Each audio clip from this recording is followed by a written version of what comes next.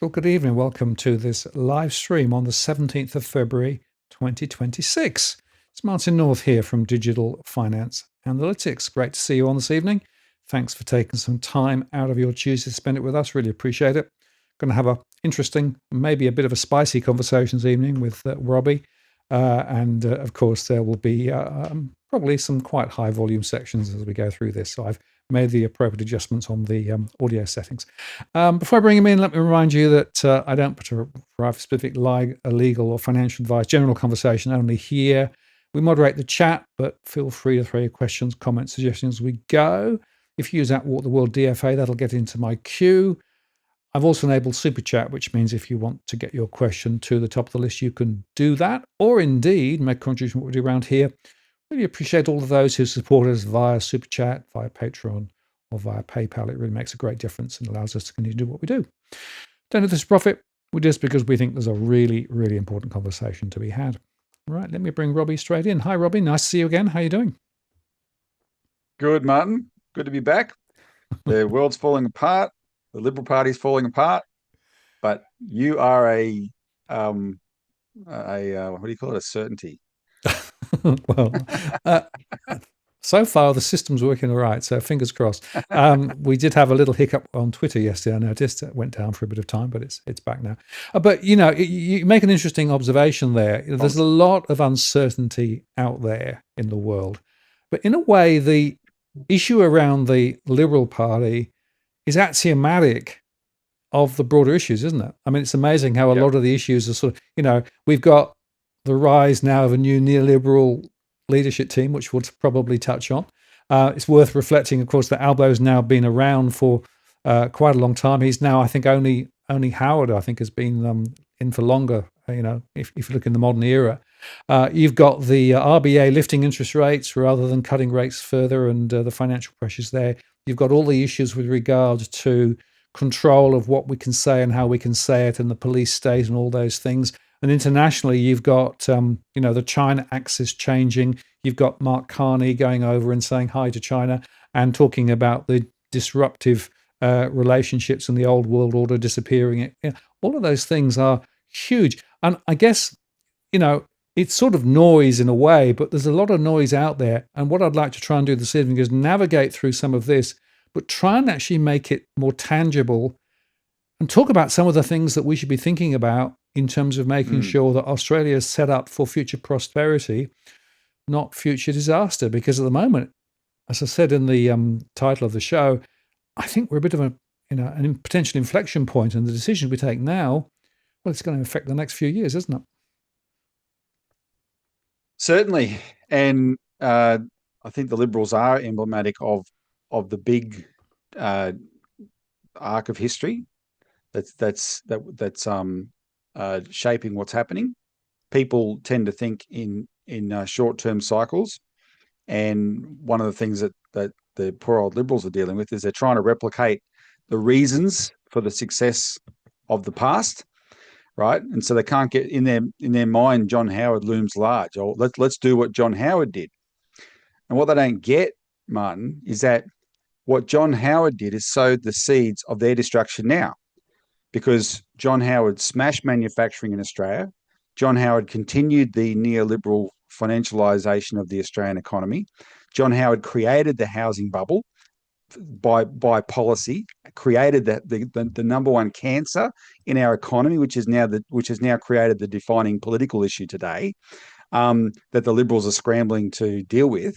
And so they think that it just doesn't make sense. Why can't we replicate that? Well, they can't replicate it because they're not looking at the fact that the economy is in terminal decline now, and it really now Angus Taylor said it, change or die, right? But they mean that in these silly little left-right terms or whatever, rather than change fundamentally their economic approach to the system. Understand the system has to be overhauled and completely addressed, or if they're not up to it, they will die.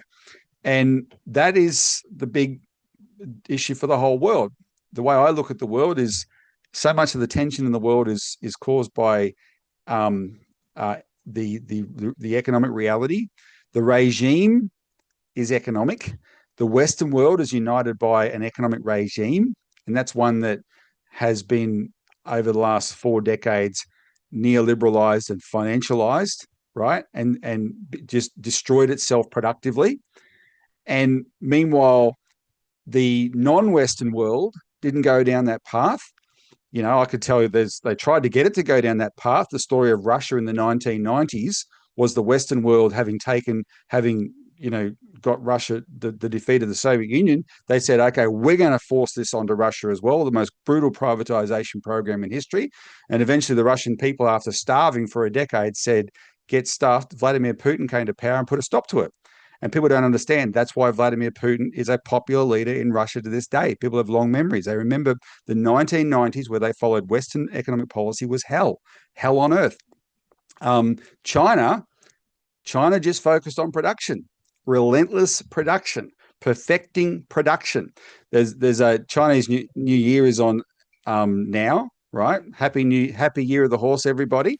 Ni hao, cookie boy. But I don't know I know people on social media, but they might come across this video of a Chinese celebration where the part of the performance was robots on the stage. And you can see the video of robots last year and robots this year in China. And the ones this year are so much more advanced in their movements, etc. The ones last year, it's just relentless production and improving the quality of what they do. You cannot, we saw that with the Japanese from the 60s to the 80s, right? It's, you can't make fun of Chinese quality anymore. It's the best in the world. They've made that leap. I mean, they cover the whole gamut of consumers, but nevertheless, they're capable of the best production in the world. They focused on the Belt and Road, which is all about investment in infrastructure, investment in trade infrastructure, investment in ports, investment in railways, investment in airports, etc. Right? And they were ridiculed for that, etc. But that's what they did, while the West allowed Wall Street to play with derivatives and London to play with derivatives, right? Just financial gambling with paper. And then when that wasn't crazy enough, they've gone crypto with it all, right? Even crazier gambling with tokens, with anyway. My point is, some people are going to react to me saying that, but it's just the contrast is the point. The contrast is this is an economic regime in the West that's failing. It's the same problem that's destroyed Australia, and it's behind so much that's causing our problems. And as it fails, what are our governments doing? They are resorting to outright fascism, totalitarianism, police state measures. We've just had the most shocking laws in our history rammed through Parliament in one day in January. Totally shocking. And now the Queensland government's trying to trump that by passing a law that can jail people literally for just saying words. 2 years jail just for saying words. Not incitement, not yelling fire in a public theatre, not incitement to kill anybody or commit a crime, which has always been words that have been illegal. Just saying words can jail. That's what they want to pass in Queensland. This is extraordinary. Free speech is dead, right? Why? Why are they resorting to this? Because the regime doesn't want to give up its power, because some people benefit from that power. The corporate interests in this country have never had it so good. As my grandfather used to quote Malcolm Fraser saying back in the day, "You've never had it so good." Malcolm Fraser's life wasn't meant to be his. My grandfather used to say, my Pommy grandfather, grew up in London in the Blitz in World War II. You never had it so good, right? Well, the corporations definitely have never had it so good in this country. They don't give up their power. They own the two major parties, and the two major parties are going extinct, one faster than the other. And the first cab off the rank is the Liberal Party.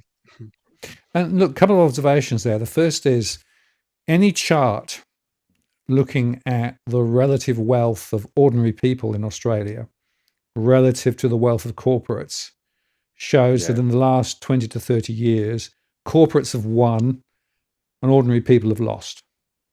And you can look at it in terms of, income. And I don't know whether you saw the RBA governor giving her evidence in front of the Senate.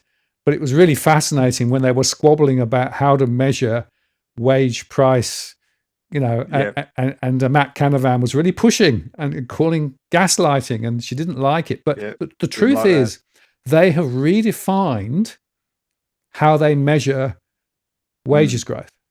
And they've done it recently. It's in the latest statement of monetary policy.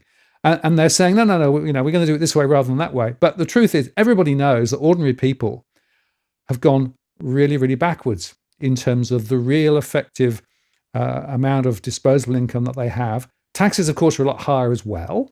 And that's the other thing that it wasn't covered. But real wages, I think from the figures Matt Canavan was citing, is back to 2011 or 2009, yeah, that's right. Something like that. Yeah, correct. So basically, the biggest reversal in history. Correct. And the point is that you can trend it back to around the global financial crisis. But since then, the wealth of corporates have gone absolutely astronomical. The wealth of the few percent have gone absolutely through the roof. It's partly because of that financial speculation and all of those things, and the things that we often talk about. But ordinary people aren't feeling the love, as it were. And so when it comes to, for example, the One Nation story, and of course we've got the situation now where the polls are putting One Nation ahead of some of the other parties, perhaps for the first time.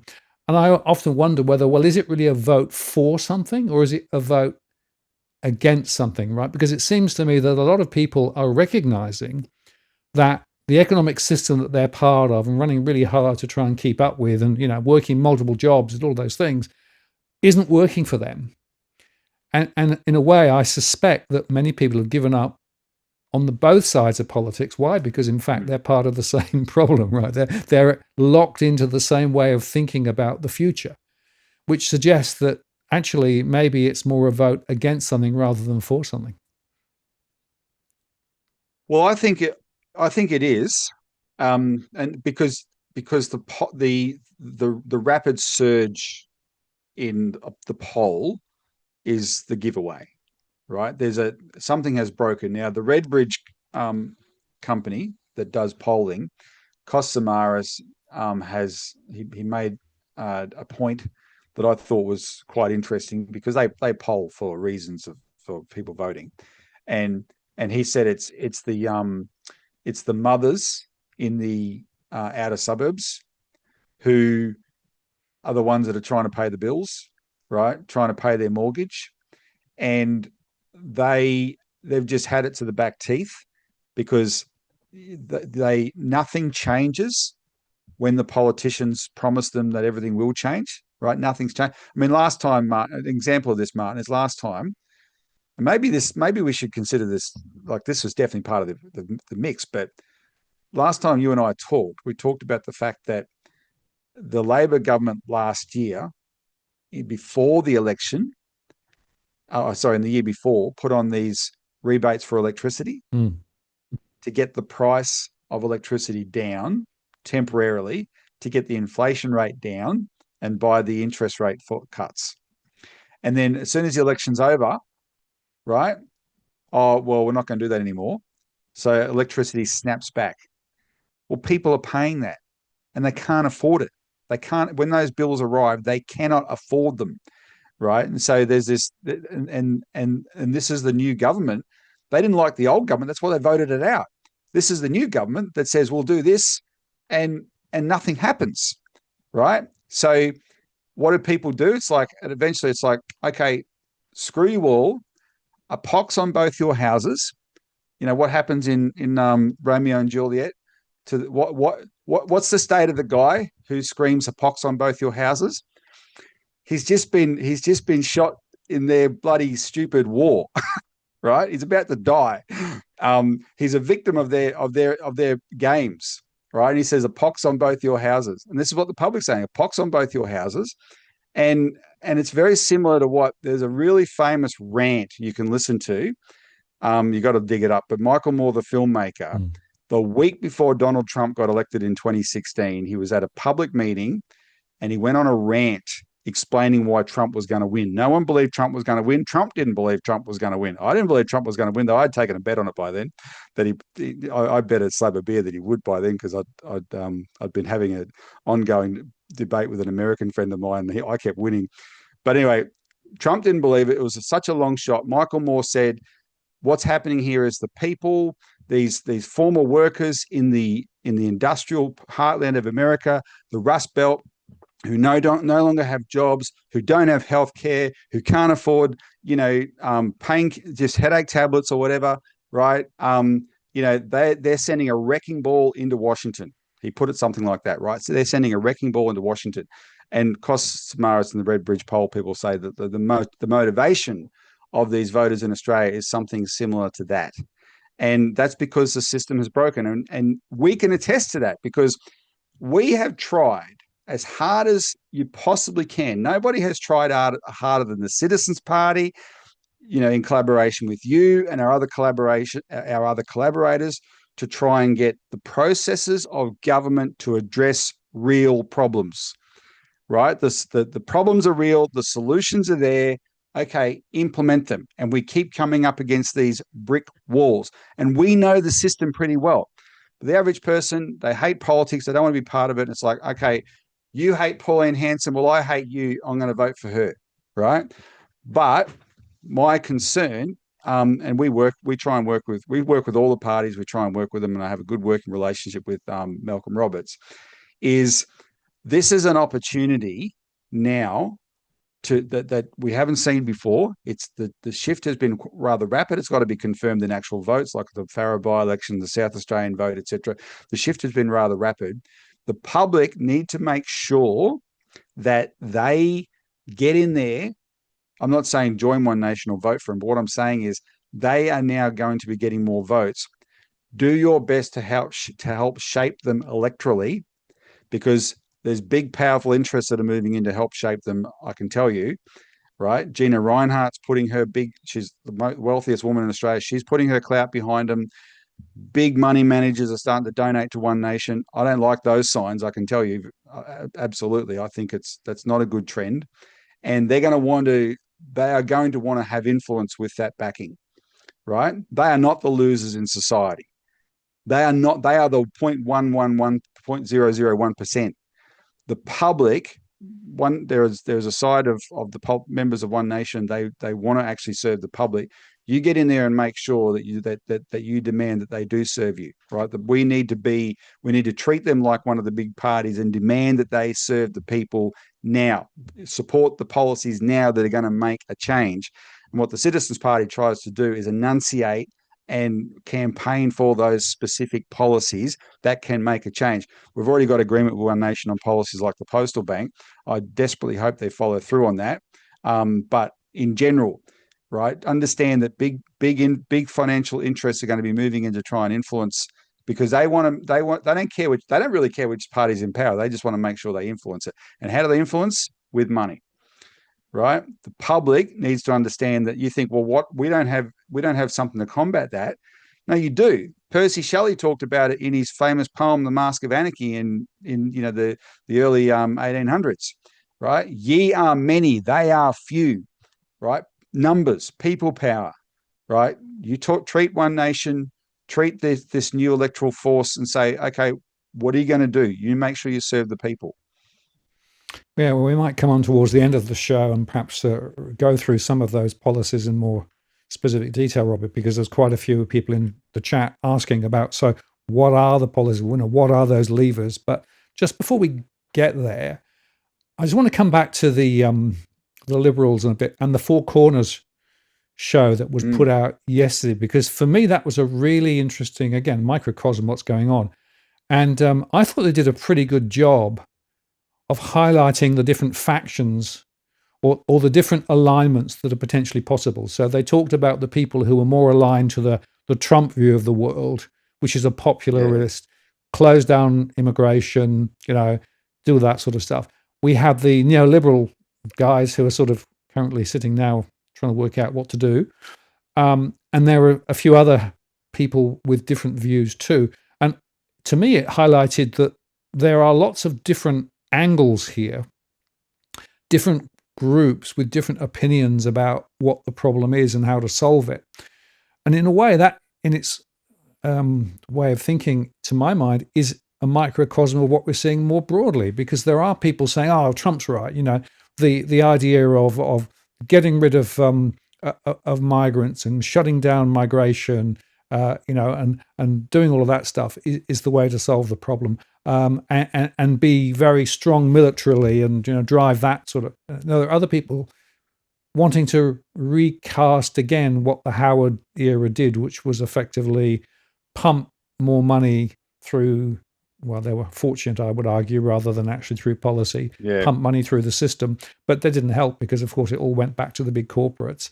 And, if you look at the lending trends, well, that's all because of, course, the mortgage stuff, because house prices are so high relative to incomes. The banks love that, and they're the winners there. And if you think about some of the other angles of attack here, specifically with regard to, Australia, well, what's your relationship with the US? We got the AUKUS thing, spending even more money, another 30 billion on another investment down in Adelaide, etc. That's 3 times the Housing Future Fund. I'd highlight. There's a real question here about what these ideological positions are doing and how it translates into different policy manifestations, because that's the point, isn't it? One, you have to be elected and be in power to make a difference, really. And 2, you've got policies, but the question is who benefits from those policies and who don't. And if I think about where things are now, money buys influence, buys political power, buys the ability to set the agenda. And I would argue that some of the things that we've seen in Australia the last 20, 30 years is that process very much being made manifest. Oh, it absolutely is. Because when you they essentially dismantled government. They downsized government, and they told us that was their goal, right? You don't want big government. What they meant by big government, I've now come to understand, is not the things that people get annoyed because you get taxed so much. Because often the people who rant the most about big government, they end up being big government anyway. But because they'll do big government military. Right, they'll no end of money for those kinds of things, but what they meant was governments that build infrastructure, governments that deliver services. Right, they privatize those functions, Martin, and in doing so, they created a rentier class that was already there, but they made it much bigger. Right, and then those interests realized, well, we can keep this going by owning who's in government. Buy off the 2 major parties, right? The big banks are big donors. The big gas companies are big donors. The big miners are big donors. The big 4 accounting firms are some of the biggest donors, right? And they by big donors, they're big relative to what the major parties get in donations.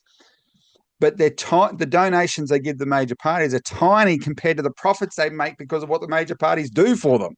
So in other words, the major parties are cheap whores, and this lasted fine.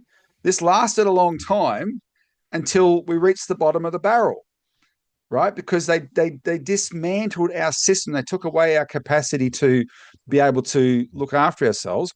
And now what you have is a situation where, at least when governments used to own their own assets, they would often have services that were self-funding. By getting rid of all that and doing it for profit, right? There's not even any kind of revenue back to the government for providing those services. So the money the government has to dole out is going on debt, right? And the debt is paid for with our taxes, and the taxes have to go up, right? And while our taxes are going up, what about the taxes of the big corporates?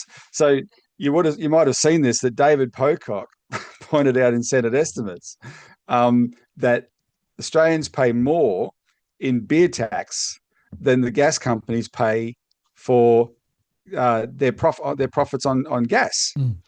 And I just saw one of the coalition politicians today hit back at that and say, because she included the royalties in the taxes that the gas companies pay, right? And she tried to claim it was much bigger, and someone replied, well, okay, let's include the income taxes that the beer drink. If we're going to include the royalties that the gas companies pay, let's include the income taxes that the beer drinkers pay, right? Which would be much, much bigger than the royalties of the gas companies. Because what is a royalty? It's you buying the right to use the public's minerals. That's what a royalty is. It's not a tax, right? But they scam the public because they get off scot-free. They've rigged the tax system. All these big corporates have rigged the tax system for themselves, and so the burden always falls on the households, right? And this is, remember that principle of bail-in when what's his name at the Bank of England said years ago, there is only households, right? We are the mugs that have got that carry the burden on our backs. And yeah, it's broken. Now the Liberal Party, or the coalition, actually, Four Corners last night was quite revealing on this. The coalition is being torn apart by some real tensions here. And temporarily, at least, the neoliberal faction has prevailed. Angus Taylor proudly declared himself a free marketer and all that kind of stuff. Jane Hume, oh my God, Jane Hume as the deputy leader, we call her the senator for bankers, and she earned that title. If that, I don't deny Jane Hume's work ethic. She works really hard for bankers, right? That's why we called her that. We ran into Jane Hume in 2018 when we tried to stop bail-in. And she chaired the Senate inquiry that had to look at bail-in, and she rigged the damn thing. And then we put up a bill in 2019 for Glass-Steagall. Actually, Pauline Hanson introduced our bill, right? The Citizens Party wrote the bill. Pauline Hanson, Bob Katter had introduced it in the House, 6 months earlier, and it just sat there and didn't go anywhere. So Pauline Hanson introduced it in the Senate just before the 2019 election. You remember that? And that led to a Senate inquiry into Glass-Steagall, which is the principle of breaking up the banks, separate commercial banks with deposits from all the other businesses that vertically integrated banks got into. And Jane Hume rigged that inquiry. Jane Hume used to work at NAB. She used to work at Rothschilds Australia. She used to work at Deutsche Bank. And she has the finest banking pedigree of any member of parliament outside of Josh Frydenberg, probably when he was there. But, David Littleproud's a banker. Kevin Hogan's a banker. There's a whole bunch of these bankers on the coalition side. And so she's now in charge of, or second in charge of the Liberal Party. She's the leader of the Liberal Party in the Senate. And all she's going to do is push the neoliberal agenda, which will continue to benefit the banks. There's no point even hiding the story anymore. When the first time I ever met John Alexander, when he was still a member of parliament, the tennis ace, John Alexander was Liberal member of parliament for a while. Because he wasn't a career politician, John Alexander, he thought he was in parliament to try and make a difference. So he chaired an inquiry in 2018 or 2017 into housing affordability, and it made recommendations that upset the banks. And Jane Hume ripped into him. Jane Hume said to John Alexander, you have, what did she say? You are not qualified to have your opinions. Right? That's what she said to him. And she's now the leader of Liberal Party. And I think you saw how it works just the other day when after they got their leadership and they did their first outing together, Taylor and Hume. Taylor said, oh, it's all about housing. Young people can't afford housing. It's the worst thing ever. And then straight away, literally in the next breath, he ruled out any changes to the capital gains tax discount. Yet the capital gains tax, the New South Wales Treasury has recently made a submission to the federal parliament that echoes what the Productivity Commission said to John Howard back in 2004. The capital gains tax discount, more than anything else, has advantaged investors over first home buyers. Now, there's all sorts of ways you could change the capital gains discount. There's a pretty painless way to change it. I understand plenty of people have their investments and they made their investments on the basis of their discount. All right, well, what we're trying to do here is stop the distortion of the housing market. So just end the discount going forward. Don't take it away from any existing investors at all, right? And even just end it for real estate. It hasn't distorted the stock market. Just end it for real estate and only going forward, right? So no, it doesn't harm any current investors at all, right? Nothing changes for them. It just means that going from now on, any new investors will know they have to pay the full capital gains tax, and that means that first home buyers are no longer disadvantaged against those investors. That's what will change. But there's one group it will affect, Martin, because there's no change to the capital gains discount that won't affect this one group, and that's the banks. Yep. Right? Because they're the ones who lend against it. They're the ones who go out, look, people, first home buyers go into banks to say, can I borrow? And the bank says, no, we're not going to lend you money to buy a house to live in, but we will lend you money to become an investor, because they factor in the capital gains discount to that decision, right? And so you can't live in the house. You still got to live with mum and dad, but you can have an investment property. The banks, this has been a gravy train for the banks. They're the most profitable banks in the world. They invest more. They lend more for real estate than any other banks in the world. This is the biggest part of their lending. They will scream blue murder if it's taken away from them. So it doesn't matter it's had such a distorting effect on the housing market, right? It doesn't matter you could do it in a painless way for all the consumers. No, the banks will not hear it. And so Hume and Taylor, bang, ruled it out cold. That's just, to me, illustrated the banks are in charge. So that's the current state of play in the Liberal Party. The question is, what's going to happen with this faction that Four Corners highlighted that is obviously clearly seeing the writing on the wall. Matt Canavan's one of them in the coalition, right?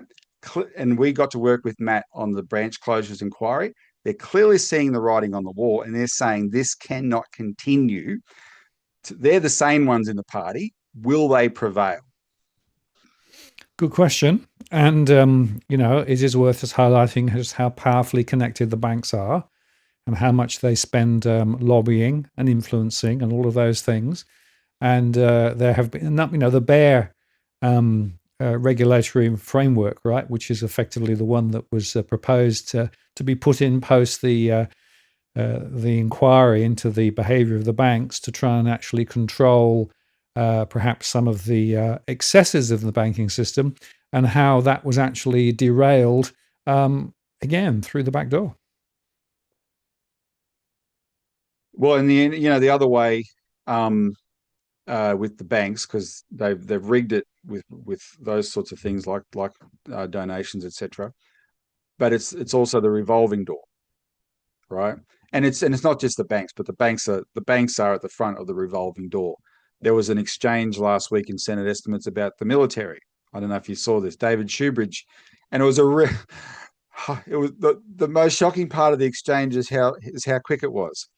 General King, I don't know anything about him. His name is General King, Australian Defence Force. His job up until January in the Australian Defence Force was he oversaw the contract that was awarded to Lockheed Martin.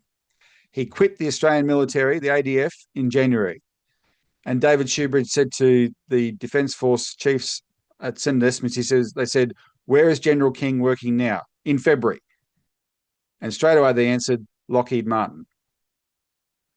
I mean, it is that, the biggest defence, probably second biggest, I think, after Boeing. It is that shameless. Well, the banks do it as well. Where's Josh Frydenberg now, the former Treasurer of Australia? Right? Which one is it? JP Morgan? Goldman Sachs? One of those. Christopher Pyne. Christopher Pyne got a platform 2 weeks ago at the National Press Club so he could comment on the Liberal Party's misfortunes and to bring the wisdom of Christopher Pyne back, the fixer. Well, has it occurred to any of these stupid journalists who decide to invite a scumbag like this back that he contributed to the problem when he left the government as the Minister for Defence and walked straight into a job in the defence industry sector, making money from defence, right? The public heard that. It just added to their absolute disgust with all the politicians that they think are all overpaid, right, and absolutely bloody useless and all on the take. And guess what? They're not all on the take. I can assure you they're not all on the take, but bloody lot of them are, right? A lot of them actually are. I mean, let me go after someone now that I seldom would go after. In fact, probably the last time I mentioned her on your show, Martin, I probably would have praised her. And the only reason I would have praised her is because Sarah Hanson-Young chaired the Christine Holgate inquiry in 2001, remember? And she did a relatively good job. But Sarah Hanson-Young used her parliamentary allowance to shuttle her husband from Adelaide to Canberra But what was his job? His job was in Canberra as a lobbyist of the federal government. That was his job. So she was using the taxpayer money to get him to his job. Now that's bad enough. I was also disgusted at who he works with. This guy is now a consultant. He used to be at the Australia Institute. He's now a consultant in exactly the same firm as two of Scott Morrison's henchmen, David Gazzard and Scott Briggs. Now, Scott Briggs is the guy that was doing the text messages with Mike Pizzullo, two public servants deciding who was going to be cabinet ministers in the Australian government. And when those text messages came out, Mike Pizzullo had to resign in disgrace, as he should have, right? A public servant is not, we pick the government, not these overpaid public servants. Mike Pizzullo is one of the most sinister people in the history of Australian politics, and he's been rehabilitated by the media in real time to be the commentator on every bloody thing, including Four Corners a week ago about the ASIO failings that led to Bondi. Two henchmen of Scott Morrison, what do they have to do with a Green? Why is a Green, Ben Oquist, who used to be an advisor to Bob Brown and is the husband of Sarah Hanson-Young and is a lefty on the left side of politics, right, supposedly, why is he in bed in a consultancy with two henchmen, right, of a thug like Scott Morrison? It's as what's his name? George Carlin said, it's a great big club and you're not in it, right? And these are the Greens that are supposed to, sometimes the Greens do some really good job. David Shoebridge can do excellent grilling like nobody else in Parliament, and I cheer him on every time. Nick McKim goes after the RBA like nobody else does. But as an institution, they're infected as well. This is the stuff that just makes the Australian public sick to death of politics, right? And so they say, okay, well, let's burn down the house. And what we're saying is, no, you got to let's actually start thinking what we can do to change things here. We need to think positively. We need to have really constructive policies that can make a difference. That's what the Citizens Party works very hard to formulate and express and campaign for. And don't just get swept away with the narrative of the day, right? So right now, the narrative of the day is because of the housing crisis, immigration's the problem. One nation's going to be the toughest on immigration, and the Liberals are now going to, have said, okay, immigration's our number one problem as well, right? And then because they have to outdo each other, Pauline comes out and says something. Sorry, it was disgusting what she said today. Right? What are good Muslims? Well, one of them just bloody saved people's lives in Bondi, Pauline, you dumb idiot. And I hate to speak like that because I try and work with people in her party, but it was disgusting and it was unacceptable. There's 1 million people in Australia that do not deserve to be maligned by this kind of backward idiocy that comes from who benefits from this kind of stuff. The big people. It's not. One of the principles I work on, Martin, is that I will, there's no such thing as perfectly objective knowledge. No such thing. Maybe in the world of the hardest of hard physics there is, but everything else has different degrees of subjectivity, as you know, Mr. Philosopher. Right? Absolutely. We're all influenced by our outlook. And you choose your philosophy. And part of my philosophy is I will never accept that my fellow human being is the cause of my problems. Ever.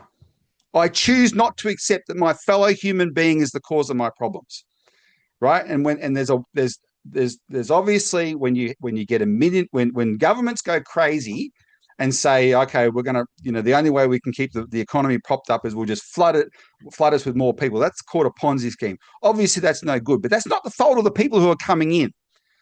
That's the system that's trying to save itself. And what's happened now is what started off as a pretty seemingly measured discussion about, hang on, there's a bit too much, the governments are relying a bit too much on immigration to prop up their economy, has already degenerated thanks to the National Socialist Network and the March for Australia people that are quasi Nazis as well, Nazi adjacent, half of them, etc. Thanks to the people who want you to be blaming your neighbor, your fellow man for your problems, right, instead of the system. right? It's already become very racialized in Australia, and we reject that entirely. The problem is the system. Identify what is wrong with the system, and the people who are trying to tell you not to do that are the charlatans who are trying to protect the system, right? And that's, to me, that's the way to tell who's genuine or who's not. Now, some people, maybe some comments can be excused as just dumb ignorance, but otherwise there's a whole machinery here that's geared to keep people distracted, right? So they don't go after the system. And what we're saying is we need to go after the system. Years ago, Martin, I declared on your show that neoliberalism was dead. And it is dead. But what you got is people, the apparatchiks and the parties are clinging to it. That's why we just described what's happened in the Liberal Party. But the Liberal Party is also the party that produced Jared Rennick. Jared Rennick, for the 6 years he was a senator, was the loudest advocate in Parliament of the policy that was the defining policy of the old Labor Party, a national bank, right? Jared Rennick could see it. You need a national bank that you can come back and actually start investing in the things that support the economy. You've just had Albanese and Malinowskis team up together twice in Adelaide the other day to announce $30 billion for whatever to do with AUKUS, whatever construction to do with AUKUS, which is $30 billion for nothing because we're not going to get AUKUS, right? But $30 billion, just think about that. Yet 2 weeks earlier, they were together in Adelaide to announce something like $300 million for public housing. No, for housing for her first home buyers in the form of some pathetic little loans to help do for some developers to build some necessary specific infrastructure for the developments. That's their priorities, right? We need to reverse that. You put the investment into the things that it's going to make our lives better. And we're the Citizens Party this week, tomorrow, will be publishing a very good article written by my wife, Elisa, about what we can do now based on what we did in history to make housing better now. But it involves investment, a lot of investment, but replicate things like, ironically, the very best model of public housing in Australia was the South Australian Housing Trust under a Liberal Premier for 30 years, Sir Thomas Playford. And he made, by his attitude was, we're going to invest in housing. We're going to make the standard of living of the people of South Australia so good that now the unions used to, this was a Liberal logic. The unions used to criticize him for this, but I can understand the logic because I'm not ideological about it. He made their standard of living so good that the workers didn't demand pay rises every 5 minutes because they weren't falling behind. And then in turn, that made them competitive for the things like the car industry, of which South Australia was a center of the car industry, right? But it all started with someone being prepared to invest in its people. And today, these idiotic neoliberals would call that communism, except there was a Liberal who did it, right? And the Prime Minister of Australia at the time was another Liberal, Robert Menzies. Unless we start looking at these things and say, okay, what do we do to go back to making sure the system works for everybody? Get rid of the ideology of we don't want government or little government, big government. No. Real government, effective government. You're going to have government. Fight to make it effective, right? And understand that government will always have a role. Make it the best it can be. And its role is, in short, investing in infrastructure and delivering services. That is the role of government. Don't let these charlatans get away with not going back to that role and blaming your neighbour instead.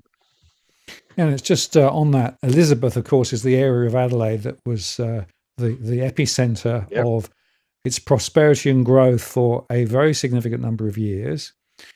But also, it is now one of the most deprived areas in and around Adelaide, right? The reason is that the industrial base that effectively supported and was enabled by that government investment was hollowed out.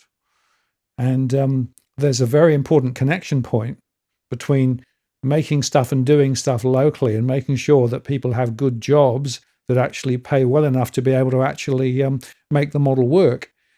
And the concern I have at the moment is, Robbie, that we still have the situation where, because of course very high power prices in particular, manufacturing in Australia has gone nowhere. It's gone into reverse, and we are more and more reliant now on those international trade links with whoever to be able to actually try and keep our standard of living up. But in the process, we end up then with disabling effectively that economic flywheel that was created under the Elizabeth Plan. Yeah, Martin, you're talking to a party that's always advocated protectionism and tariffs, right? Because that was the economic history of Australia. But you've got to deal with what you've got in front of you, not what you wish.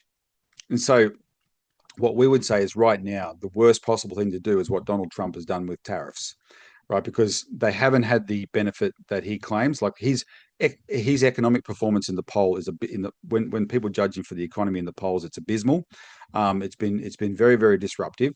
He actually he's influenced by an understanding of tariffs that actually our organization had an association with an American movement led by an economist named Lyndon LaRouche, and they did a lot of work on reviving the history of Hamiltonian economics, and in the early 19th century, this big fight between these American economists who wanted to develop America, and they're up against the people in the South who wanted to maintain a slave economy and just be raw materials providers to English textile manufacturers.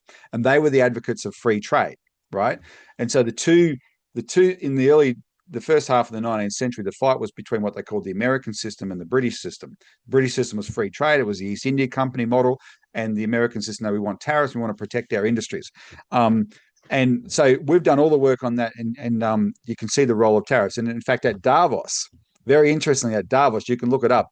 The Trump's trade negotiator, and I'm having a mental blank on his name, is a fairly young guy, trade negotiator, gave an excellent speech on Alexander Hamilton and American system economics. And the speech was great. The Q&A was terrible because he tried to say what Trump is doing is that, and it's not, right? Trump is doing punitive tariffs, and it's just crazy. It's been a massive disruption. What we need to do in Australia, though, is bring back our manufacturing. So, how do you do it? Well, there's more than one way to skin a cat. The first ingredient is investment. Have a national development bank that can provide inexpensive credit, right, for a line of credit for entrepreneurs who want to manufacture something. And if you can back them with an inexpensive line of credit, and we used to have these mechanisms in Australia, right? The Commonwealth Development Bank went from 1959 until 1996, and you back these guys, and you don't, and so you come up with structures to these loans, or sometimes they're not even loans. You're taking out equity, but Albanese is trying to do a little bit on the side with his National Reconstruction Fund, but it's a set $15 billion fund. That's it. We need 500 billion. Right, invested in this kind of available for what's being lent into the housing market every year. Let's start matching that for actually bringing back manufacturing in Australia, right? Much more than a piddly $15 billion, but you can do that. And then also, don't try, if you just whack up tariffs, you're going to start making everything expensive that's coming in. Pick strategic industries to start with and bring back. One thing I've learned from China, because you cannot doubt China's economic success with manufacturing, is it turns out that they have this system where, and it sort of dawned on me after a while, because you'd be talking to Chinese people about different cities, and they would say, oh yeah, that city makes this, not that company, that city, or that other city makes that, right? There's a whole city that's known for making fireworks. There's a whole city that's known for making electric cars or whatever, right? What do they do? That's actually, it's a system they have where the city concentrates on it. You get all these different manufacturers of one type of product in the same city, and they're all learning off each other as they go. One innovates and it's quickly copied by everybody else, right? And it keeps the costs really low, the rate of innovation really, really rapid, right? The government supports it with the Chinese government has these big development banks like we used to have. I'm not saying Australia should become communist like China. I'm saying Australia should go back to what it used to do that the Chinese copied. We're one of the countries they copied. Japan is one of the countries they copied, right? We gave it up. Let's go back to doing that. Bring back our manufacturing, and then let's manufacture things that are going to be good for us. Like the $30 billion that Albo and Malinowskis announced in South Australia is for war. There's no lack of money for war. When are we going to do something positive, right? We could be building high-speed rail around Australia and use our own steel, right, and improve the lives of Australians everywhere with high-speed rail. There's projects that have been talked about since the 1980s that were absolutely viable, and no one ever did it. Meanwhile, China didn't complete its first high-speed rail line until 2008, and already it's got 50,000 kilometres using our iron ore. Yet we don't use a skerrick of it for the same thing. That's the sort of stuff we should be doing, not spending $300 billion on stupid submarines that we're not going to get. Electricity, we need to renationalise the electricity utilities. I don't really care about the power plants. What I would propose is the government needs to work with the states to say, take them back in public hands, so that if you do have a privately owned power plant or a privately owned solar farm, fine, but you sell that power to the government, and the government will sell it to the people and keep the damn price low, because that's the other way you can bring our competitive advantage back. Keep the price low, and this is how we developed an electricity system in this country. We weren't like the Americans. We had an entirely public electricity system. We need to bring it back in each state, back under state control. Queensland still has state electricity. That's why they were the easiest at being able to drop the price of their electricity system. But then you've got to get rid of stupid policies like national competition policy that say state-owned enterprises are not allowed to outcompete private businesses, right? So the Queensland's electricity power stations are on the same national electricity market as the private ones in New South Wales and Victoria, etc., right, and South Australia. They could outcompete us like that because they don't need to make a big profit, but they're not allowed to, so they have to charge the same amount as the other states and rip off the Queensland taxpayer that owns them by as much as we get ripped off by the private ones. That's called national competition policy, right? In other words, we passed a policy 30 years ago to rig the system in favour of the private predators and parasites who came and bought our previously public infrastructure. Scrap it all. This is what Four Corners tried to show. There was a little glimmer where people are saying this hasn't worked. We've got to get rid of it. And instead, the Liberal Party, like I said, Martin, in something I just wrote, if this was the Titanic, the Liberal Party would be the ones running back down into the hold, right, where the water's flooding in, while everyone else is jumping off board because no, we're clinging to this privatized, we're clinging to this neoliberal thing, mate. This is the only thing we know, right? We're going to go down with this ship because that's the only thing we know. Whereas someone's got to cut through and say, no, this has got to go. Now, I don't think One Nation has developed policies like this, but tell them they should. If you have any access to One Nation, tell them they should, because now's the time with this rapid shift in the polls that we can get a proper debate on these things, which previously the two major parties made sure were never debated. One, I did agree with Barnaby Joyce on Four Corners because he nailed something really, really important, where he said this idea of the parties of government is a pile of bullshit. These two, the worst these two major parties, Martin, have gone down the gurgler over the last few decades, where their primary vote has gone down and down and down. And now, of course, with the Liberals, it's in free fall. The worse that's happened, the more they have banded together and used this term, we are the parties of government, as in some power up there has ordained us, not the democracy of the people of Australia. We have been ordained that we will rule you. Well, we know what that power is. That's the power of corporate money has ordained them, right? And by saying we are the parties of government, they're saying that's who we serve. Well, the public is saying right now in the polls, oh, really? Get stuffed, right? And that change was high time. But we're going to make sure we replace it with something that actually works. So we've got to think through these policies and say, okay, this is what we used to do. We should go back to everything that we used to do and say, did it work? Why did we change it? And if it did work and there wasn't a good reason to change it, go back to what worked.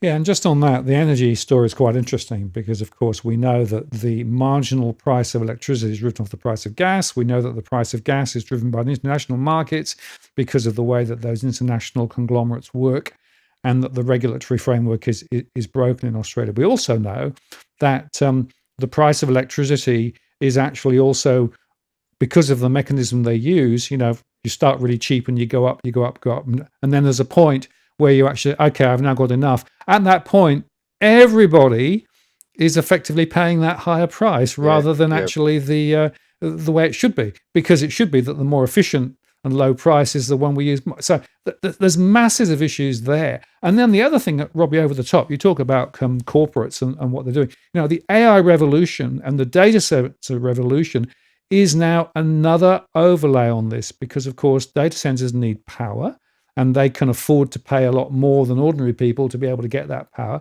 And they need water, and guess what? We don't have a lot of water in some parts of Australia either.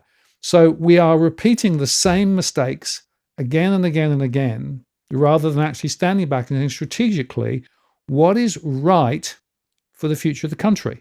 And the thing I get frustrated about in all of this is that you see tactical political decisions being taken all the time against that ideological backcloth that we've spoken about, which is neoliberal led. So corporate's good, private sector's good, public sector bad. We don't want to invest too much, all that sort of stuff.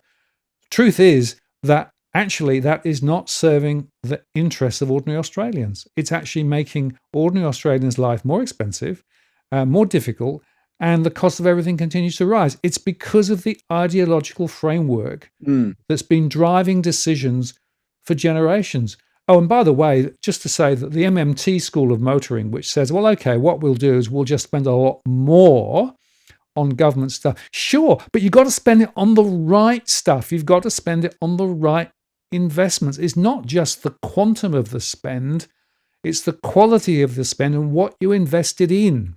And the problem we've had over the last 20, 30, 40 years is the lack of investment in the fundamental infrastructure and systems and processes to support the economy. And if you go back several generations prior, Australia was renowned for having this strategic architecture and this strategic approach for investment, public bank and all.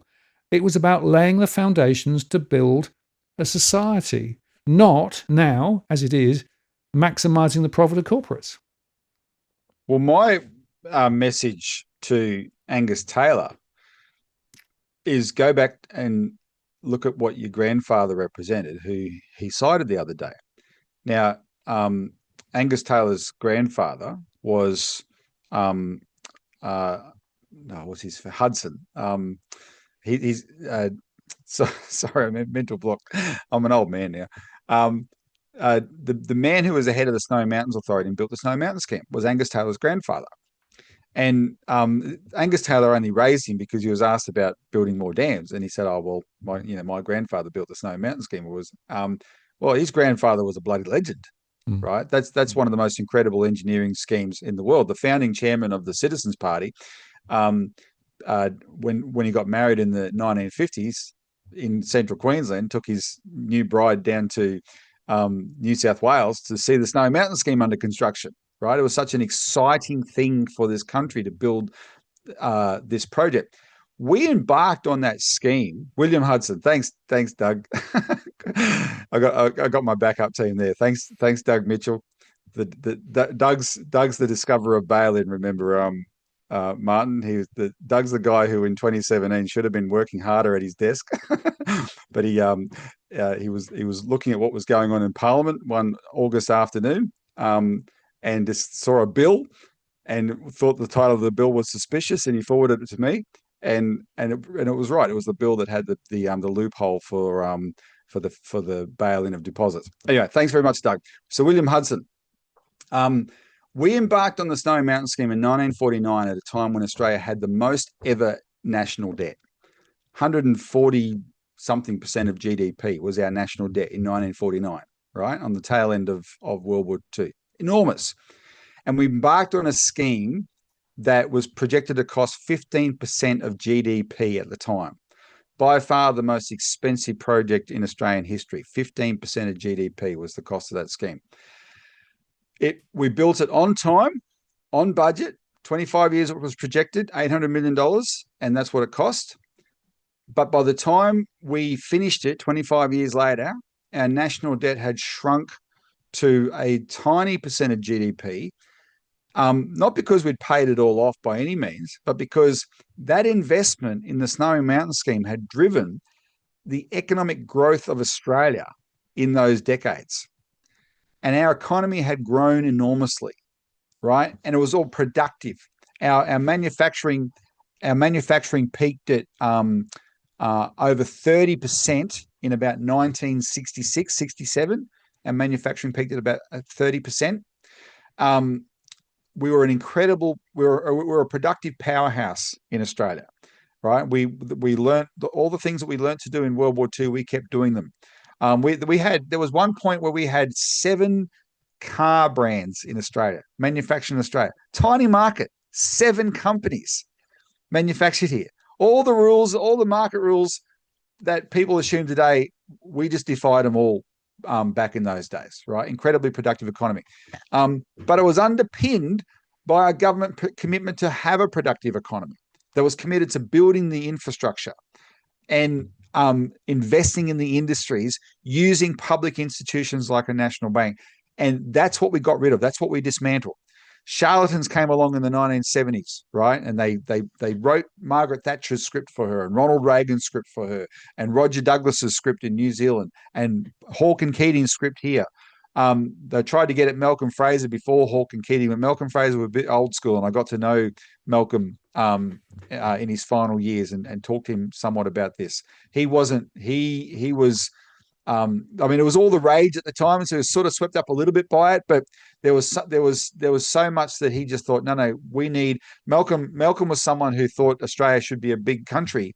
We could have a bigger population, right? I mean, the Citizens Party's always believed that. But what we mean is only if we invest in the future. Dr. J.J.C. Bradfield, one of the genius engineers of world history who built the Sydney Harbour Bridge, not just the Sydney Harbour Bridge, he built those subways under Sydney.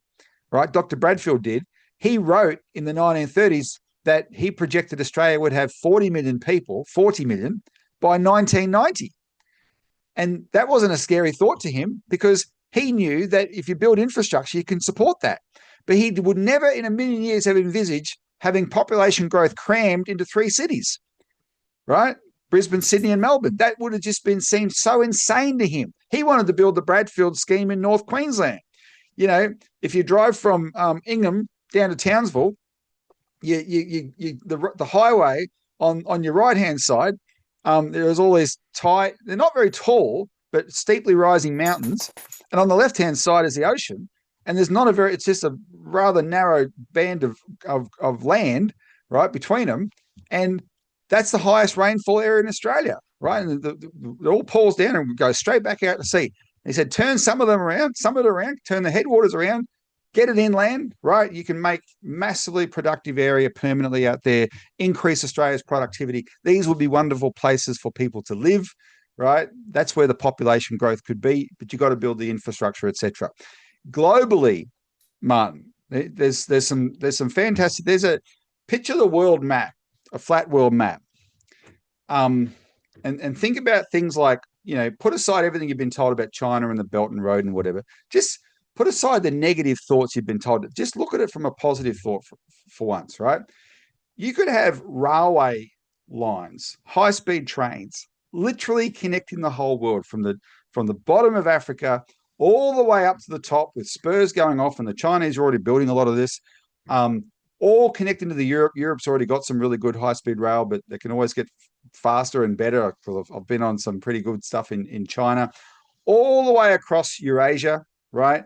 Down into Southeast Asia. The only place that would be the hardest to actually bring the railway to uninterrupted would be Australia, actually. But maybe sometime in the future we can have some fantastic technology that does that too, with sea tunnels or whatever. But right now it's difficult, but you can come pretty much as close as possible and then use high-speed shipping to connect us. We should have our own network of high-speed rail that can connect to the top of Australia and use high-speed shipping.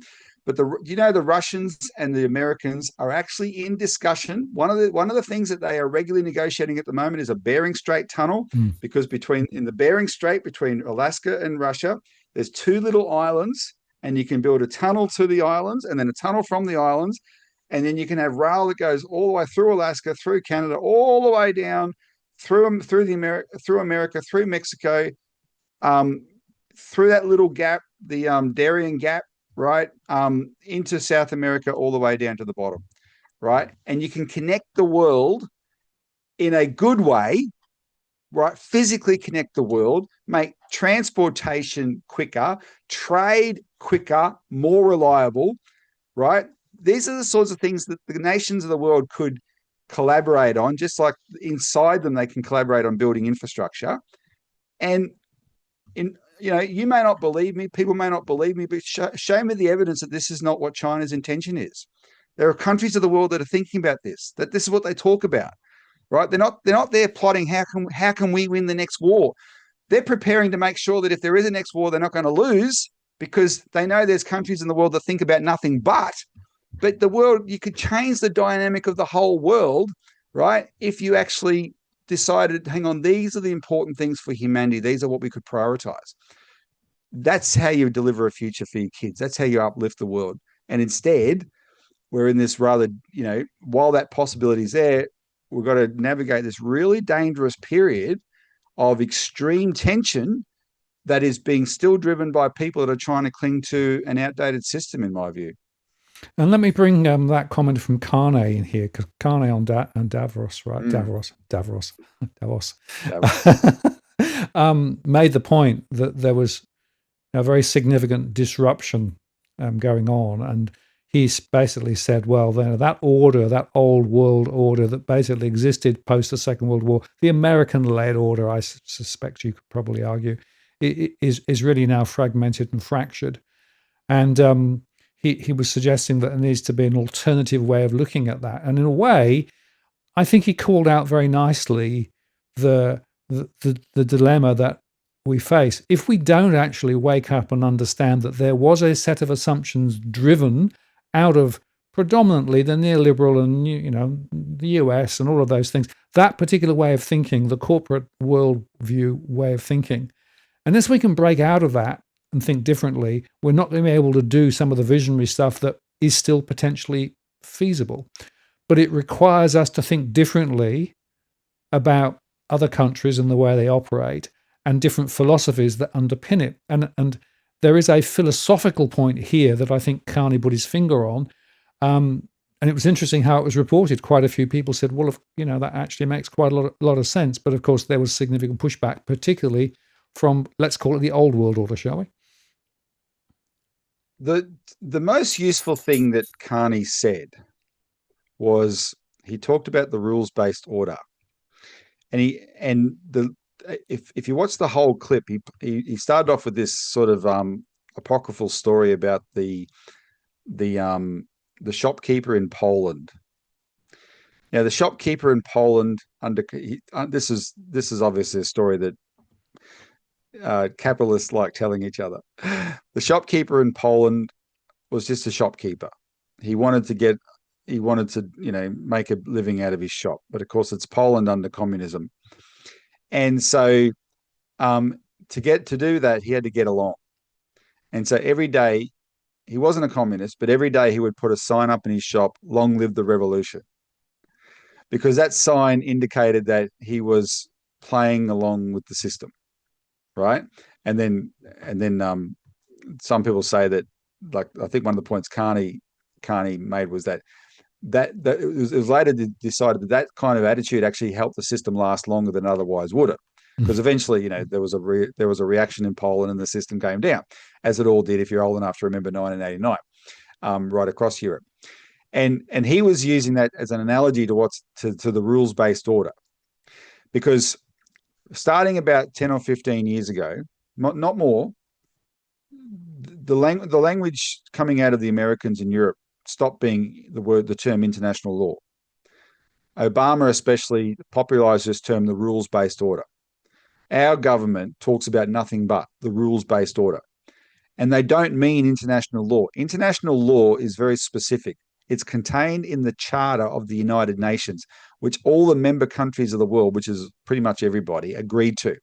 And even if you're an anti-globalist, go read the Charter of the United Nations. There's nothing in there to disagree with. Go read the International Covenant on Civil and Political Rights. There is nothing in there to disagree with.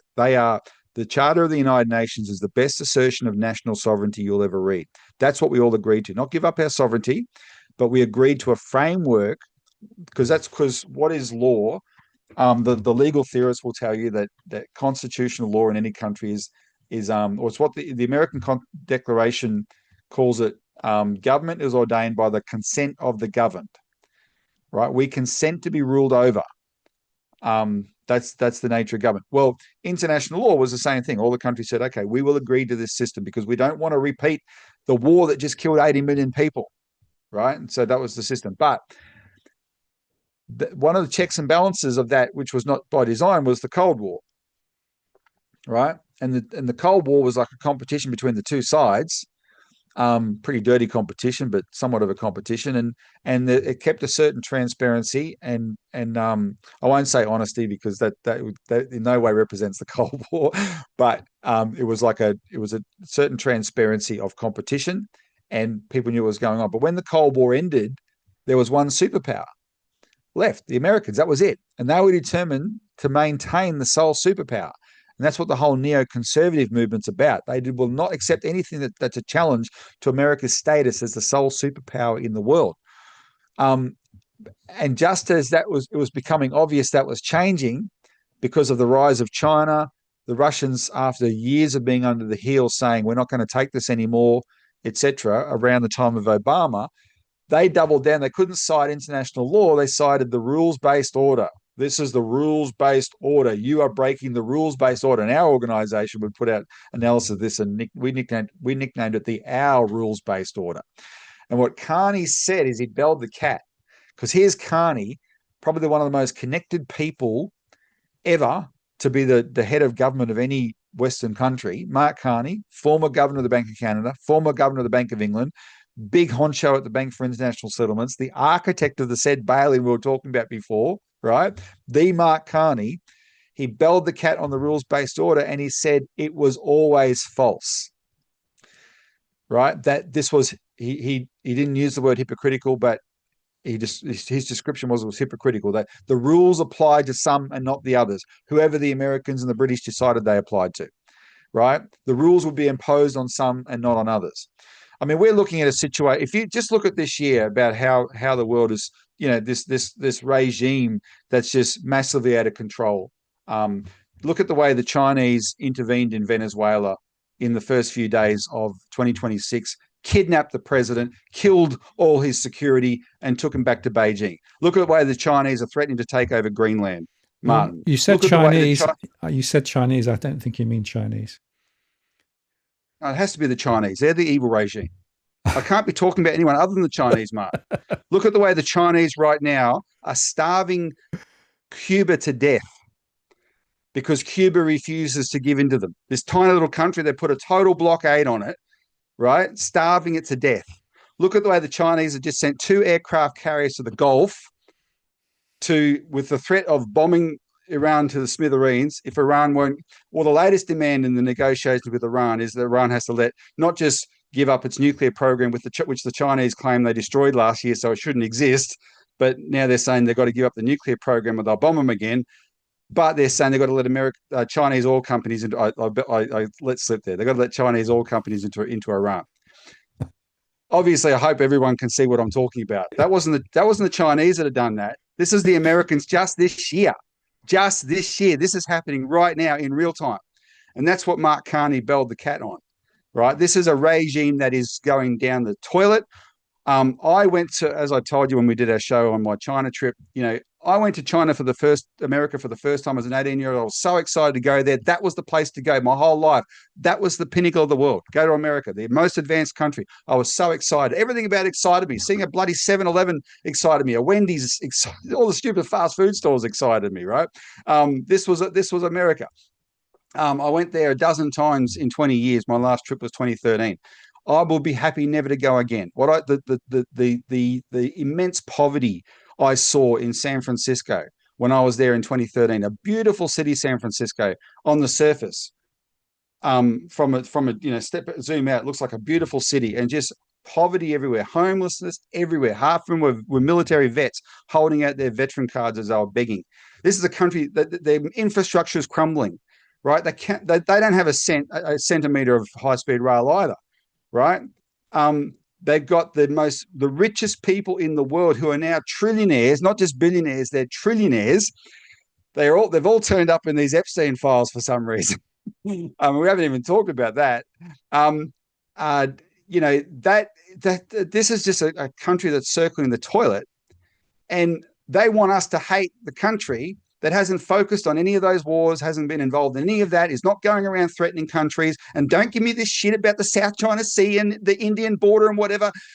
All of any disputes that China has is right on its bloody borders, because it's not going around looking for them. These are long-standing things. But they in no way compares to us and the Americans going to the other side of the world and blowing the ever-loving shit out of them, like we've done in Libya and like we did in Iraq and like we've done in Syria, and like we want to do in Iran again, right? There's no comparison whatsoever. So don't give me that shit just because you hate China so much. You refuse to look at the fact that this is a country that's not doing those things. It's getting on with just building its future. And we have been conditioned to hate it and fear it and despise it because by people who don't want us to look at the fact that we're being ripped off by trillionaires. America has spent so much. You raised the AI bubble, Martin. One of the things that I don't want to keep making everything a comparison to China, but China has what they call dark factories, entirely robotic. Zero lights, because it's robots. They don't need to put lights in, and it's all done, and it's all controlled by the most sophisticated, practically applied AI, right? That gets better every time it uses it. That's what it uses its AI for. America uses its AI so that Elon Musk can have programs that make women take their clothes off, and that's why America needs all these damn servers, data centers. It is projected to spend something like $700 billion by next year on data centers, $700 billion, whereas China, which is kicking its bloody ass, will only have spent about $80 billion on data centers. Because it's not using AI to just be bloody idiots. It's using it for a practical application, and it's making sure it pays for itself, whereas America is just this AI bubble, and just like every other bubble, especially to do with the internet, since the internet burst on the scenes, right? The new trend comes along. All these funds come up. They borrow all the money in the world. They chuck it at it. Doesn't matter the consequences. Just throw it at it, right? Take everyone's electricity. Take everyone's water. That's the new thing. We're going to build AI. We're going to build data centers. And then it'll come crumbling down, right? And they tell us that's a successful economy. And they want us to be afraid of the country that is clearly a successful economy. So don't be afraid of that country. Understand what Mark Carney actually admitted about the rules-based order, right? Because it was always bullshit. It was always hypocritical. I told you this on your show years ago when Trump was first elected, because this thing leaked out. His first Secretary of State was this guy, Rex Tillerson from Exxon. And you can go and look it online. It's called the Tillerson Memo. The State Department wrote him a memo and said, we use human rights against our adversaries, not our allies. And so here's America allied with countries like Saudi Arabia, right? If you want to carry on about human rights, some of the worst human rights abuses in the world, never speak a word. China, they're committing genocide, blah, blah, blah. And this memo just spelled it out. It was all fake. It was all for games, right? Just so they could whip people up, and people fell for it. Mark Carney has belled the cat on that. And that's what people should learn from. Here's the Prime Minister of Canada saying, yeah, we knew it was fake. And now because Trump is so much out of control, and it's totally unpredictable, and it's just people just lurching from one, brain fart to the next with Trump, right? They're saying, well, what do we do? Well, what we do is Stop thinking about, you know, you got to give up your system. You got to take away the power from these corporates. Don't destroy the corporations, but you take away their power, right? That's fundamental. You've got to do that. You can't have multinationals ruling the world like we have. Take away their power, give nation states back the power, right? Because they're the ones that are accountable to their people, not the corporations. And don't try and protect that system. And if Mark Carney's only prepared to go halfway because he still wants to stick with the Bank for International Settlements dictated system, well, that's not good enough, because once he's let the cat out of the bag, then I think it's going to unravel quite fast. But then the countries of the world say, okay, what works, right? What do we need? We need infrastructure. We need investment. Let's work with the countries that do that.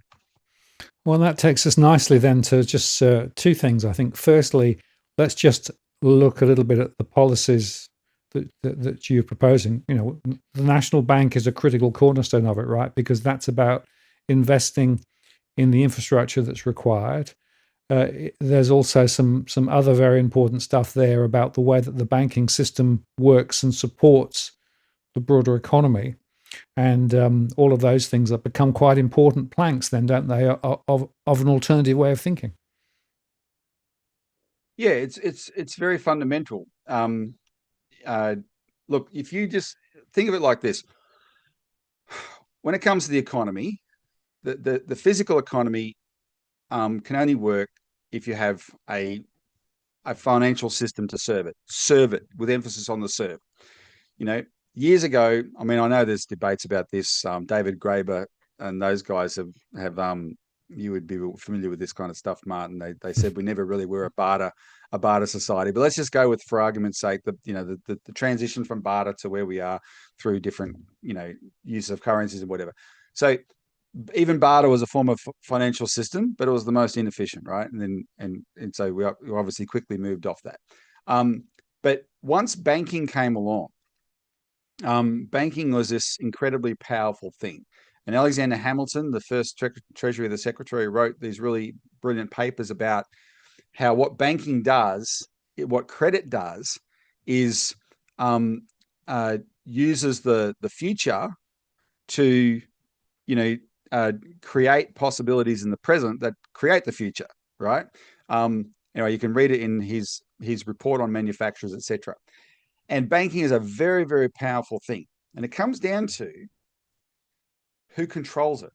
If you believe in the neoliberal ideology, you would say banking has to be entirely private and run purely for profit. And that will give you a sanitized explanation for why, because I'll say that's the only way to work efficiently, right? People pursuing profit. But that's just a sanitized cover story. It's so that private vested interests can make all the money out of it, right? They get all the benefit. That's all it ever was. And what Alexander Hamilton started, and then it led to a movement that influenced the Australian Labor Party with King O'Malley, etc., that started our national bank, the Commonwealth Bank, was saying, no, it cannot be exclusively private. The government must have its own bank. The power of banking must be in the hands of the government. And the communists said all banking must be in the hands of the government. Well, that's not, I mean, that's communist ideology. That's not absolutely necessary. The Chinese became successful when they moved away from that.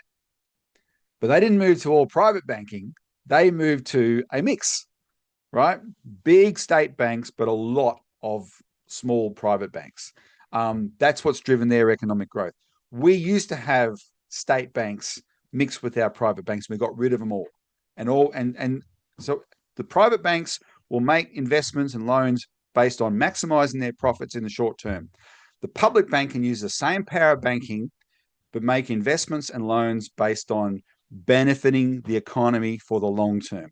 Lending for infrastructure, lending to governments for infrastructure, lending to business, to entrepreneurs for industry, lending to small business, right? Lending to first home buyers. Make sure those young people that are coming in, don't think of it as consumers coming to the market. Those young people are the next generation. How perverse is it we talk about all the perverse incentives and disincentives in society, like the fact that we pay, bankers more than nurses and teachers, right? That sort of thing, right? Well, how perverse is it that the people in society with the heaviest debt burden have that burden at the same time as they're raising the next generation. Mm. That is our system, right? And it shouldn't be, right? The Commonwealth Bank used to be mandated under the Commonwealth Bank Act to provide loans to first home buyers at the lowest interest rate achievable. And that was they had that program and they made sure it worked. So that's why this banking policy is so important. And from that policy, then you have the mechanism to start doing the other things to make Australia a productive economy again.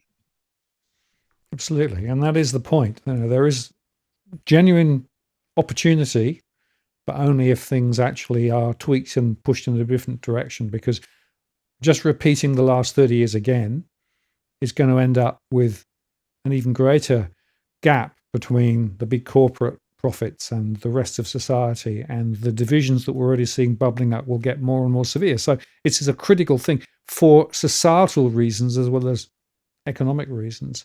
But there's one more thing I just wanted to touch on before we end. You touched on it right at the top of the show, and that is the bill that went through the lower house in 24 hours, right? I think we should come back to that, because there's a very, very important point here about to what extent can we debate these issues and discuss these issues? To what extent can we actually ask questions of those in power at the moment? And everything that I'm seeing suggests that, in fact, our ability to do that is being watered down and watered down. I discussed, I think, on a previous show with you about, these bricks and blocks are being put in place so that the police state more and more determines what we think and how we think and what we can say and what we can't say. And this is a really important point, because if you actually believe that there is a better way of thinking about the future, it's really important to be able to discuss and explore these ideas. Well, exactly. So anything that impinges on free speech, you need to be very, very leery of. And unfortunately, in Australia, we've just shredded free speech entirely. Now, that bill in January, that was 24 hours, was extraordinary from beginning to end. There had been a previous bill that they'd given a week to look at, but that's the bill where the actual the measures mostly connected to free speech were thrown out, and some of that was thanks to One Nation first said no, we're not going to vote for it, and then the Greens and the coalition, and bang, it didn't happen. Now, partly One Nation's position was influenced by Gerard Rennick, I believe, because Gerard Rennick had been very critical of One Nation being a bit soft on that a year earlier, right? And so One Nation didn't want that criticism again. But nevertheless, so they stopped that, but they pushed through this bill that says you can ban hate groups, and it's retrospective. The groups don't have to have committed a crime, and it relates to the criteria relates to still speech, right? So, and then the only safeguard is that ASIO has to recommend it, but then that's assuming ASIO is a safeguard, and in fact ASIO is not, because as you and I talked about on the last time we did a show, now the Albanese government's pushing through a bill to give ASIO permanent police state powers, and Four Corners covered ASIO's failings in intelligence that in relation to Bondi Monday last week, and ASIO preempted that story with actually a threat. They threatened Four Corners, the ABC, publicly with going with that story. But the ABC had a pretty good source for their story, and it answered questions that I'd been raising as soon as Bondi happened, right? ASIO has enormous powers that it was given, that we were told it was giving it precisely to stop terrorist attacks. Now, if the perpetrator wasn't known to ASIO, I wouldn't have been as critical, but the perpetrator was known to ASIO. They knew the perpetrator. They got enormous powers that we were told in 2003, these powers are necessary for an imminent terrorist attack, right? ASIO has to be able to get this information. We gave them these powers. We put a sunset clause on them. Anthony Albanese gave a speech in 2003 attacking these powers and likening them to Nazi Germany back in 2003. But now all this time later, it's Anthony Albanese that's pushing a bill that's going to give ASIO more powers for interrogation, far beyond just terrorist threats. He's not holding them accountable for the failures that led to Bondi, and he's taking away the sunset clause to make them permanent. And this is a permanent police state regime that we're going to be legislating in this country. And it's absolutely shocking. People go to the Citizens Party YouTube page. We've just put up a video, a short 5-minute video that explains it. There's a petition there people can sign. This will be debated in March in Parliament. Now, we need people to actually email and phone members of Parliament about this, senators especially, and say, don't vote for this. Right, there needs to be a much bigger debate than this. We need to put it in the same category, in the terms of the public mind, of this shocking bill back in January, because we've gone down a path that we're not going to come back from, right? And people will accept these infringements on our rights because we'll be told, oh, those are hate groups or those are terrorists or whatever, right? But the laws are written in such a way that they can be used arbitrarily. Anne Toomey, who's not inclined to hyperbole, the constitutional expert, Anne Toomey, pointed out that the hate groups law could be used by a future government to ban the opposition political party. Right? All they have to do is pick who the head of ASIO is, get that guy to make the recommendation, right? And bang, the organization's banned. You shouldn't have those laws on the books. They should not exist, right? Because, and in all, one of the things that's a real giveaway is in all these legislation, one of the things they keep inserting there is what in their definitions is also speech that relates to what they call undermining the economy, Martin. This whole conversation tonight could be interpreted as undermining the economy, right? And that's why you don't allow these, and you've got to fight them when there's a chance to fight them. So that bill's there right now. Go to the Citizens Party's page and have a look at the 5-minute video. Right, and it's on Twitter and all our social media, but that explains it. And get involved in this. Thank you, Robbie. And then, Martin, just quickly before you go, there's one other thing. There's an email circulating around that we just put out just before this to help promote the show as well. But the other thing we're doing right now is Malcolm Roberts has put up this disallowance motion against the cash acceptance mandate regulations. And the problem is those regulations are worse than having no mandate at all. They will hasten the demise of cash in the name of saving it. Yep. That will be voted on in March as well. And we do need people to be hammering coalition senators about that disallowance motion, because this is about properly saving cash by forcing them back to the drawing board. Now, we have no confidence that the government left to its own devices is going to do anything, because back in October at Senate estimates, the One Nation Senator from WA, Tyron Whitten, we wrote questions for him to the Treasury, and he asked Treasury, have you considered the recommendation of the Senate inquiry into branch closures about a government bank? And Treasury's response, Martin, was that, we summarised those recommendations for the government. And so Whitten asked on notice, can I get a copy of the summary? So they provided him a copy of the summary, and it was pathetic. It's just a blank piece of paper with 1 to 8, the recommendations written out. No analysis, no context, no background, no description of the inquiry, no nothing.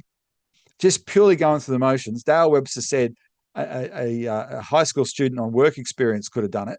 And this is the Treasury that you pay. These people are on hundreds of thousands of dollars a year to give the government proper advice on policy. And that inquiry was one of the best things Parliament's ever done. Probably cost $500,000, went for 15 months, 13 public hearings, 650 submissions, bipartisan. All the senators on it agreed with the recommendations. They're good recommendations. This was Parliament at its best, examining an issue and coming up with strong conclusions that would have led the headline. The most important recommendation was a guarantee, what do you call it? Declaring cash and banking essential services, right? And the second recommendation was investigate a public bank.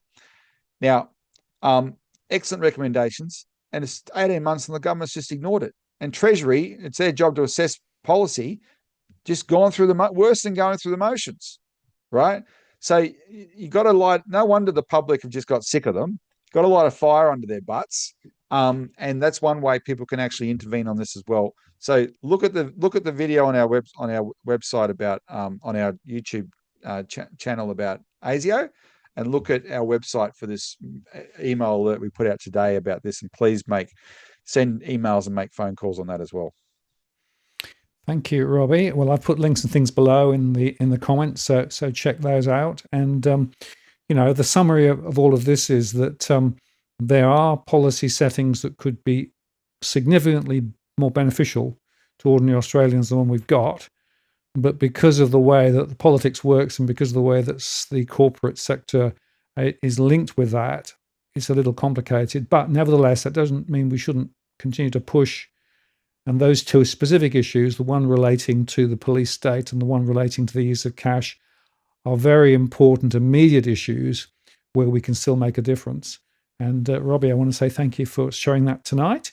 And we'll have you back on, I'm sure, down the track. And for as long as we can, we'll keep discussing these important issues because it's about the future of Australia, isn't it? Sure is. And if you're not involved in pushing for it, or the Greeks come up with the word idiot or idios for people who didn't get involved in politics because they said you're condemning yourself to be ruled by inferior men. So it's you live in this world anyway. You may as well do your best to help shape it rather than it being shaped for you. Spot on.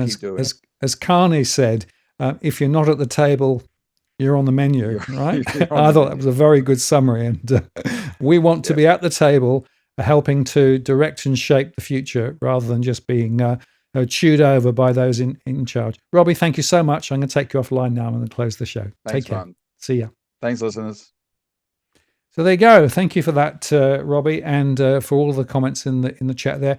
Jason, thank you very much for the super chat. Really appreciated that. Helps us to cover the costs as always. Just to say that next week I'm going to have Leith back on. We're going to talk about the latest economic stuff, specifically, of course, post the RBA change of trajectory. The minutes came out today, and they're talking quite hawkishly about more rate rises. What are the implications of that, and how does that play into the economic agenda? So join me for that. The doggies are still here. Yep. So they are ready for the next part of the day now. So that'll be my next agenda. But thank you for spending some time with us this evening. Really appreciate it. Please like, share, and subscribe. Check out my recorded shows each day of the week. And I'll be back next Tuesday for my next live show. Take care. Have a good evening.